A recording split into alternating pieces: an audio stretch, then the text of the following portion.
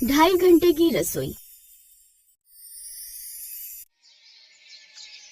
प्रतिभा रसोई में खाना बना रही थी और बाहर आंगन में उसके सास ससुर और पति तीनों अगली रोटी का इंतजार कर रहे थे।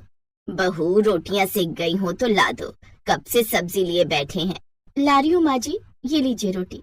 एक रोटी? इतनी देर में एक रोटी सेकी बस? कोई बात नहीं सुषमा, पहले तुम खा लो। हाँ माँ, कोई बात नहीं। रूखी सब्जी खाकर तो मेरा पेट ही भर गया।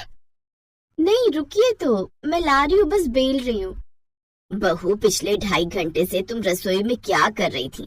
1 बजे रसोई में घुसी थी, 3:30 बज रहे हैं। आज अनिल की छुट्टी थी, सब मिलकर खाना खा रहे थे। तुम एक एक करके रोटी लाओगी तो तीनों के हिस्से में अगले 2.5 घंटे में और एक एक रोटी आएगी। बस बाबूजी के लिए जल्दी से एक ले आऊं, फिर अनिल मैं आपके लिए पराठा बना दूंगी। प्रतिभा वैसे तो बहुत अच्छी थी, सबका बहुत ख्याल रखती थी, पर उसकी एक बुरी आदत थी कि वो खाना बनाने में बहुत ढीली थी, जिस वजह से सुबह का नाश्ता दोपहर में और दोपहर का खाना शाम को, और रात की तो फिर पता ही नहीं। आओ आओ जीजी, बहुत दिनों बाद आई हो।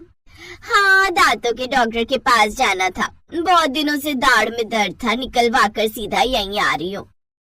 अच्छा, तो फिर क्या खाओगी तुम?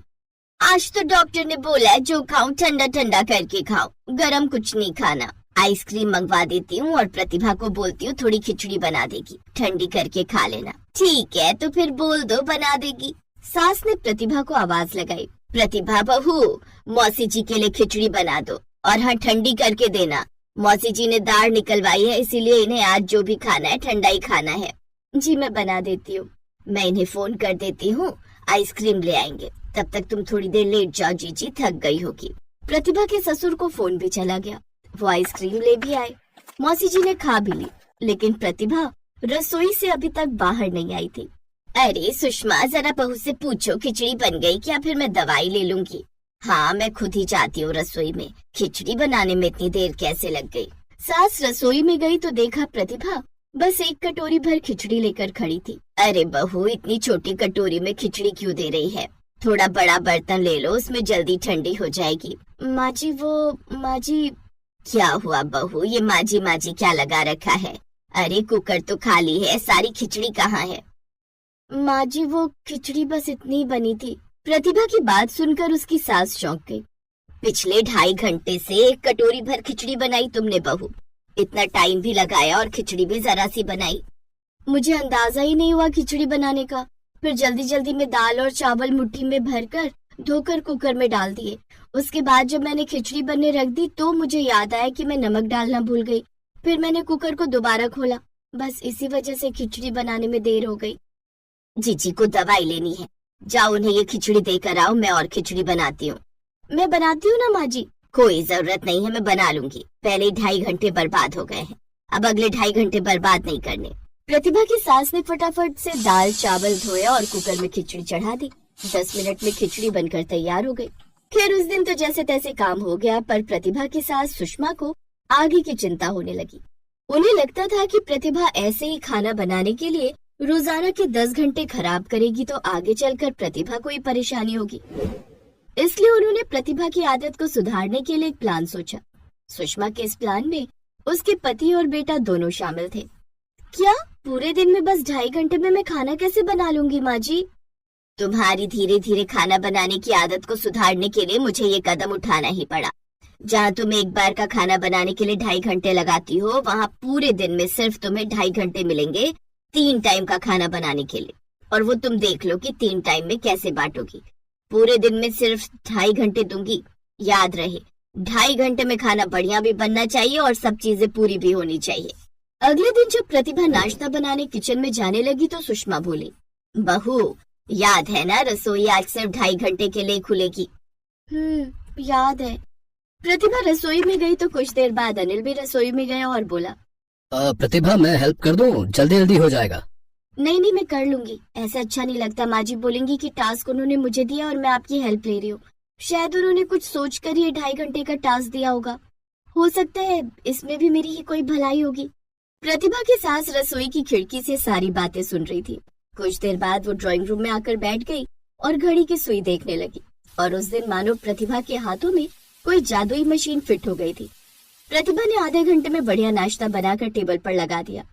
अरे वाह प्रतिभा, तुमने तो कमाल कर दिया, आधे घंटे में इतना बढ़िया टेस्टी नाश्ता बना दिया। अनिल की बात सुनकर सुषमा चुप रही।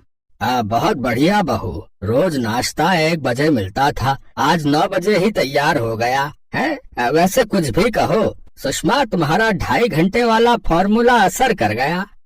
अभी सुबह का नाश्ता निपटा है, अभी दोपहर और रात का खाना बनाना बाकी है। प्रतिभा बहू, तुम्हारे पास 2 घंटे हैं, तुम देख लो कैसे इन 2 घंटों में 2 टाइम का खाना बनाओगी। सास की बात सुनकर प्रतिभा थोड़ी घबरा तो गई, पर उसने सोच लिया था वो इस टास्क को जीत कर ही रहेगी। दोपहर में प्रतिभा ने 1 घंटे में पूरा खाना तैयार कर दिया। उस समय भी सास सुषमा ने कुछ नहीं कहा, पर अपनी बहन को फोन जरूर मिला दिया। अरे जीजी, आज मन बहुत उदास हो रहा है, सबको खाने पर ले आओ, सबसे मिल लेंगे, मन भी लग जाएगा, बहुत ज्यादा मन उदास हो रहा है। सुषमा ने जानबूझकर मेहमानों को बुलाया था। सुषमा देखना चाहती थी कि प्रतिभा अगले बचे हुए घंटे में मेहमानों के लिए बढ़िया और ज्यादा खाना बनाने के लिए क्या करती है। यही तो प्रतिभा की असली परीक्षा थी। इतने सारे मेहमान आ गए, कैसे करूंगी, मुझे अकेले ही रात का सारा खाना बनाना है, दाल चावल रोटी सब्जी, और मेरे पास सिर्फ 1 घंटा बाकी है। प्रतिभा, सारे मेहमानों के लिए थोड़े पकौड़े भी बना लो। जी माँ जी। प्रतिभा पकौड़ों के लिए बेसन घोलने लगी। उसके चेहरे पर थोड़ी घबराहट थी। तभी उसकी सास ने उसका हाथ पकड़ा। क्या हुआ माँ जी? तुम सब्जी बनाओ, पकौड़ों की व्यवस्था मैं करती हूँ। पर माँ जी, ये टास्क तो मेरा था ना, मुझे 1 घंटे में अकेले खाना बनाना था। चिंता मत करो, तुम इस परीक्षा में पास हो गई हो। मैं जानती हूँ तुम अगले 1 घंटे में अकेले खाना बना सकती हो।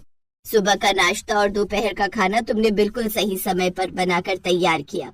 मुझे खुशी है कि तुमने समय को अहमियत दी। सच कहूँ तो मैंने मेहमानों को फोन करके खुद ही बुलाया था, ये देखने के लिए कि तुम 1 घंटे में खाना तैयार कर पाती हो या नहीं। तुम्हारे आत्मविश्वास से भरी आंखों ने सब कुछ कह दिया। लेकिन ये मत सोचना कि तुम्हें और समय मिल जाएगा खाना बनाने का। अगले कुछ दिनों तक मैं तुम्हें 2.5 घंटे ही दूंगी रसोई में खाना बनाने के लिए, जब तक तुम्हें जल्दी खाना बनाने की आदत नहीं पड़ जाती तब तक।